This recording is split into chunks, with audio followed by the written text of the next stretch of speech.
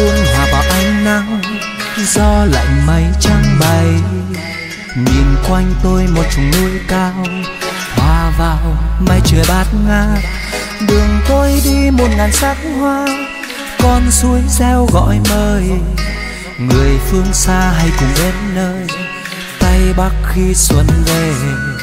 Lộc non vương mình đón nắng, đón mùa xuân ghé qua. Ruộng bậc thang từ xa xa, rừng đào hoa ban thơm ngát. Ở nơi đây họ đón xuân, đơn giản nhưng yên bình. Ai cũng sẽ đến một lần đến nơi Tây Bắc khi xuân về. Xuân về trên rừng núi, nâng chén ta chúc mừng. Cầu một năm bình an, ấm no cho bản làng. Xuân về trên rừng núi, mong suốt năm được mùa. Để làng ta được ấm no, hạnh phúc suốt đời.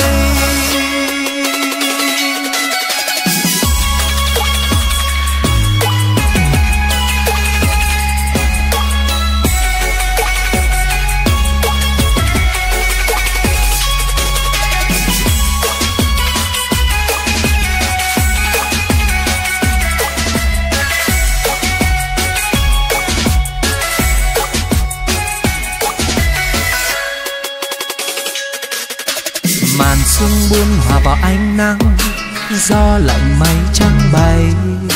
Nhìn quanh tôi một chùm núi cao, hòa vào mây trời bát ngát. Đường tôi đi 1000 sắc hoa, con suối reo gọi mời. Người phương xa hay cùng đến nơi Tây Bắc khi xuân về.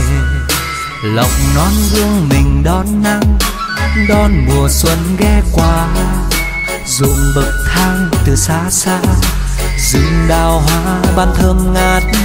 Ở nơi đây họ đón xuân, đơn giản nhưng yên bình. Ai cũng sẽ đến một lần đến nơi Tây Bắc khi xuân về. Xuân về trên rừng núi, nâng chén ta chúc mừng. Cầu một năm bình an, ấm no cho bản làng. Xuân về trên rừng núi, mong suốt năm được mùa. Để làng ta được ấm no, hạnh phúc suốt đời. Xuân về trên rừng núi, nâng chén ta chúc mừng. Cầu một năm bình an, ấm no cho bản làng. Xuân về trên rừng núi, mong suốt năm được mùa. Để làng ta được ấm no, hạnh phúc suốt